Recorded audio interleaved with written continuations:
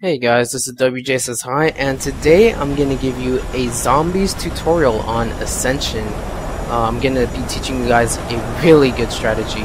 This will probably get you up to around 40, 50, or 60, as long as you don't mess up. So what you want to do for the first round is you want to shoot the zombies 5 times in the chest, and then proceed to knife them. Because once you shoot them 5 times, then they only need 1 more bullet to die. So to maximize points, just shoot them 5 times and then just knife them, because a knife counts for 130 points.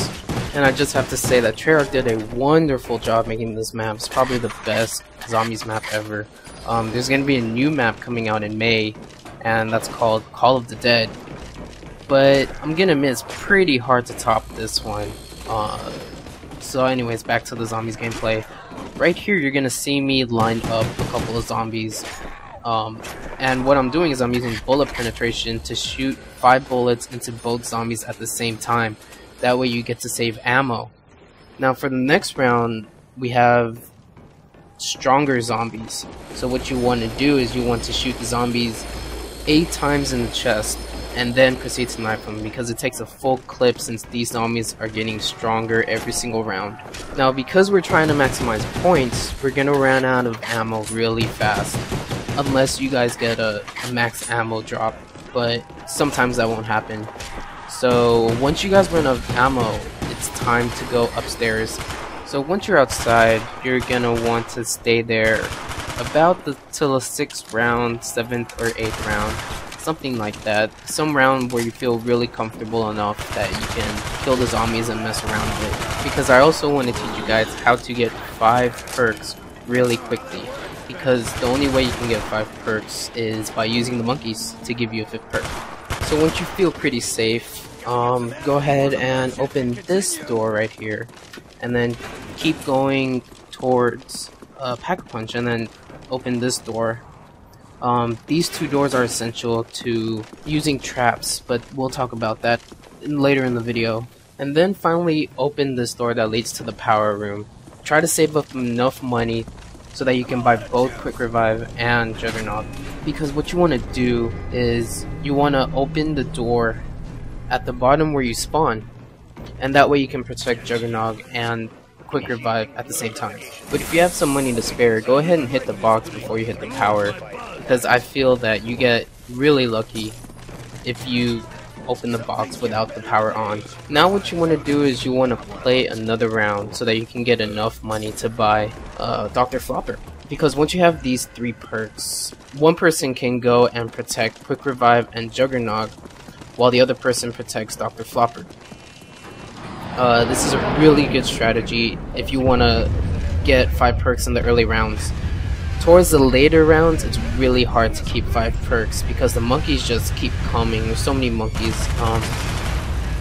And also, just as a side note, make sure that the monkeys never touch one of your perks, because once they touch your perk, then you can't get a free perk from the monkeys. You still get the max ammo, which is great, but you don't get that extra free perk. The monkeys get stronger every round, so you don't want to wait to get your 5th perk when the monkeys are really strong. So I advise trying to get 5 perks as fast as possible. And it isn't essential, but it'll help you a lot as you level up. Basically, as you saw right there, when the monkeys jump, you want to jump at the same time, because once they jump and they land, it creates a force that hurts you. So you want to jump in the air so that that force doesn't hit you at all. So there you go. Now we have 2, or actually 4 perks. We actually got Stamina, but we're not going to open the door towards Stamina. That way we don't have to protect Stamina in the later rounds. So we can proceed to go and get our 5th perk from the monkeys without having to protect Stamina. So now this is the basic strategy that I'm gonna use for this video. It's basically just running around in circles. So one person is gonna stay in this area, as you can see at the bottom screen. One person is gonna guard that window and make sure that no one else comes from that window. And the person outside near the lander is just gonna run around in circles. You can put the lander there, but in my opinion it kind of blocks blocks off the circle and makes the circle like only a one-way circle, as opposed to not having the lander there. You can just run around freely. But once the person that's circling gathers up all the zombies around them, then the person that's guarding that one window at the bottom screen can just look through the small window out towards the person that's doing the circles and just go to town at all the zombies. It's gonna create a bunch of points, which you probably need if you want to go a really long way in zombies. Now I'm showing you guys a great strategy once you open up Pack-a-Punch. Now to open up Pack-a-Punch, you have to buy all the landers to go to the centrifuge room back where you spawned. Once you open the Pack-a-Punch room, one person can run around at the lander and another person can run around in the Pack-a-Punch room. So this way you get to split the zombies apart. And just a little note, there will be only around 30 zombies that could come at you at one time. So they can come in as many packs as they want to, but they can only come in packs of 30. Now if you don't feel confident enough to run around in circles, then you can just continue doing that one strategy up in the lander where one person just stays at the window and the other person just runs in circles. This is a great way to create points, and when someone gets down, go ahead and try to revive them as fast as possible by using a Gersh device, and proceed back to this strategy right here. And then after the round, you can get all your perks back again. And as the rounds get tougher and tougher, you're gonna want to start using traps. As you can see at the top, I'm gonna show you guys a long circle that you can use to get around the zombies. Also, I have the auto turret trap set up. It costs 1500 points, but kind of doesn't really do anything once you get to like round 50 or 60. But this is a great way to slow all the zombies down. Now there's also a trap that you can use for the lander, and basically just look at the bottom screen. What he's about to do is he's about to go towards here, and he's going to use the trap at these doors. And this is the main reason why we opened these doors in the beginning, well, so we can use this trap, because this trap is the most essential trap to use in the game, because traps kill the zombies in one hit, and by this time your weapons are pretty much useless.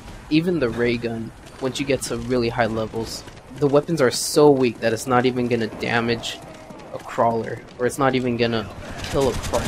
Now for those of you guys who are trying to go for a really long run in Ascension or any zombies, good luck, because it takes a lot of patience in order to get to the high levels like round 50 or 60 or 70. Like this gameplay took me and my friend about 8 hours to do, not straight, because we just didn't have that much time in our day.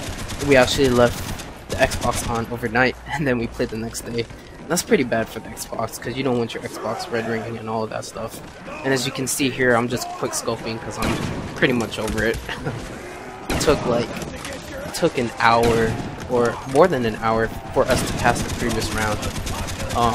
So with that being said, thank you very much for watching. I hope that you guys use the strategy in Ascension, and I'm looking forward to the next zombies map that's coming out called Call of the Dead. Really can't wait for it. Thank you guys for watching again. Please rate, comment, subscribe if you like this video. I'm trying to make a name for myself and all of that stuff. One more time, thank you again for watching, and have a great day.